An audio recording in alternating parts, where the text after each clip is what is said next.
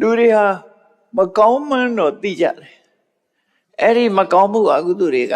ဘယ်လိုလုပ်ပြီးလွတ်မြောက်ရမလဲဆိုတဲ့အခါကျတော့အတွေးတွေဟာလွဲမှားကြတယ်လမ်းစဉ်တွေကမှားနေကြတယ်ဆိုပါစို့ကိုလှုပ်တာမကောင်းမှုဆိုတာမသိဘူးမဟုတ်သိတယ်မကောင်းတဲ့အမှုဆိုတာသိနေကြတယ်လူလောကမှာဒုစရိုက်မှုဆိုတာလည်းသိတာပဲမကောင်းတဲ့အလုပ်ဆိုတာလည်းသိနေတာအဲ့ဒီမကောင်းမှုတွေကိုတော့မကောင်းမှုမှန်သိပြီမဲ့လို့လုပ်နေတာလုပ်တာလုပ်တယ်မကောင်းမှုရဲ့အပြစ်ပေးမှကြတော့ကြောက်တယ်ကြောက်တဲ့အခါကျတော့မလုပ်တော့ဆိုအဲ့ဒီမကောင်းမှုကလွတ်ရလွတ်ကြောင်းကြံစီကြတယ်လေဘာသာတိုင်းမှာရှိတယ်တစုံတစ်ခုလုပ်ပြီးဘာဖတ်ရမယ်ဆိုတာဖတ်တဲ့ဘာသာလည်းရှိတစုံတစ်ခုလုပ်ပြီးလို့ရှိရင်ဘုရားရှေ့ကျူးထောက်ပြီး confession လုပ်တဲ့ဆိုဘာသာလည်းရှိတယ်နော်အဲ့တော့ဘုရားဘာသာမှာလည်းပဲပြောမယ်ဆိုရင်တော့ဩဃတနဲ့ကြောတာတို့ခုနဘာသာတိုင်းမှာရှိတဲ့အကြောင်းပြောပြမကောင်းမှုကလွတ်မြောက်ဖို့ဆိုတာလှုပ်တဲ့လမ်းစဉ်တွေကရှိကြတယ်ဘလောက်ပဲမကောင်းတာလှုပ်ထုတ်ဘုရားသခင်ရှေ့ဒူးထောက်ပြီးတော့ confession လုပ်လိုက်တယ်ဝန်ခံလိုက်တယ်အပြစ်ကိုဝန်ခံလိုက်တယ်ဆိုရင်အပြစ်ကင်းသွားတယ်လို့ယူဆကြအေးမမယူရင်ဘာသာတရားနဲ့ဆန့်ကျင်တဲ့လှုပ်ပြီးလို့ရှိရင်သူတို့သတ်မှတ်ထားတဲ့ကျမ်းစာကိုဖတ်လိုက်ရင်လည်းလွတ်တယ်လို့သူတို့ပြောကြပြန်တယ်ရှိတယ်ဘာသာတိုင်းမှာရှိတယ်ဘာသာတိုင်းမှာရှိဘုရားဘာသာမှာလည်းရှိသို့တော့အနှစ်သာရချင်းကြတော့မတူဘူးဘုရားဘာသာကလွတ်တယ်လို့မပြောဘူးနော်အပြစ်ကိုတောင်းပန်လိုက်ရုံနဲ့လွတ်တယ်လို့ပြောတာမဟုတ်ဘူးအပြစ်ကိုနောက်ထပ်မဖြစ်တော့အောင်ဘုရားဘာသာမှာနောက်ကပါတော့ဆိုအာယတိန်တံဝရနောက်ထပ်မလုပ်အောင်ဒါမျိုးထပ်မလုပ်အောင်လုပ်ပြီးသားအပြစ်ကလည်းပဲပျောက်သွားတာမဟုတ်ဘူးသို့တော့တိုးမလာအောင်လုပ်တယ်ဥပမာတစ်ခုပြောမယ်ဥပမာတစ်ခုပြောမယ်ကိုဘုရားဘာသာအကြောင်းကိုနားလည်အောင်လို့ပြောပြလူတယောက်ဟာပါဏာတိပါဒအမှုကိုပြုတ်လိုက်တယ်ပြုတ်လိုက်သည့်အတွက်ကြောင့်သူဟာတရဝရကောင်ကိုတတ်လိုက်တယ်ဆိုတော့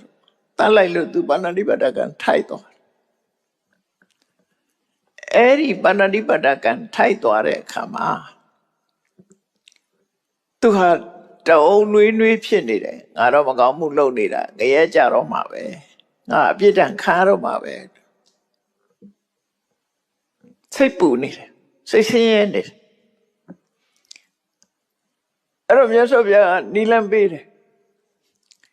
အကုသိုလ်ကနှစ်ခုရှိတယ်တစ်ခုကလှုပ်တုံးကဖြစ်တဲ့အကုသိုလ်ဥပမာတရဝရဲ့အတ္တကိုတတ်လိုက်တဲ့အချိန်မှာဖြစ်သွားတဲ့ပါဏာတိပါဒအကုသိုလ်အဲ့ဒါတစ်ခုအဲ့ဒီအမှားယွင်းအတွက်စိတ်ပူပြီးတော့တောကရောက်နေတာဒါဟာအကုသိုလ်တစ်ခုအဲ့ဒီနှစ်ခုရှိတဲ့ထဲမှာလှုပ်ချင်းကြောင့်ဖြစ်လာတဲ့အကုသိုလ်ကိုပယ်ဖြစ်ဖို့ကြောတာဝန်ချတာတောင်းမှန်တာမဟုတ်ဘူးတအုံနွေးနွေးနဲ့စိတ်မကောင်းဖြစ်နေတာဖြစ်နေသည့်အတွက်ကြောင့်အကုသိုလ်တွေကအတိုးတက်နေနော်အတိုးတက်နေအဲ့ဒါကိုတားတာစိတ်မကောင်းတာပျောက်သွားအောင်ဆိုလိုတာကဘယ်လိုမို့ stress ကိုဖြောက်တာ stress ကစိတ်ဖိစီးမှုဖြစ်နေအဲ့ဒီ stress ကြောင့်ဖြစ်နေတဲ့နောက်ထပ် stress မဖြစ်ဖို့ရအတွက်စိတ်ပြေးသွားအောင်လို့တောင်းပန်တာဝန်ချတာလုပ်တာဟိုကုသိုလ်ကလုပ်ပြီးပြီဘယ်လိုပြင်လို့ရမှာတော့ what have been done cannot be undone ဆိုတာလေလုပ်ပြီးသားဟာမလုပ်ဘူးလို့ပြောလို့ပဲရမှာမရပြီးသွားပြီလေပြီးသွားတဲ့ဟာဘယ်လိုလုပ်ပြင်မှာပြင်လို့မရပြင်လို့မရအဲ့တော့လုပ်ပြီးတဲ့ကိစ္စအပေါ်မှာ worry ဖြစ်နေတယ်ကုက္ကုဆစိတ်ပူနေတယ်အဲ့ဒီစိတ်ပူနေတာကိုရပ်သွားအောင်လို့ဩဃတနဲ့ကြောတာပဲဖြစ်ဖြစ်တောင်းပန်ဝန်ချတာပဲဖြစ်ဖြစ် လုပ်တာအဲ့ဒီတစ်ပိုင်းကိုရခိုင်းတာအဲ့တော့နဲ့အဲ့ဒီအကုသိုလ်ကဆက်မဖြစ်တော့ရပ်သွားတယ်ရပ်သွားတော့နောင်အခါမျိုးမှာဒါမျိုးတွေထပ်မဖြစ်ရအောင်အာယတိန်တံဝရံအပိစတိတဲ့နောက်ထပ်ဒါမျိုးမဖြစ်အောင်ထိမ့်သိမ်းရမှာဖြစ်တယ်နောက်ဆက်တွဲ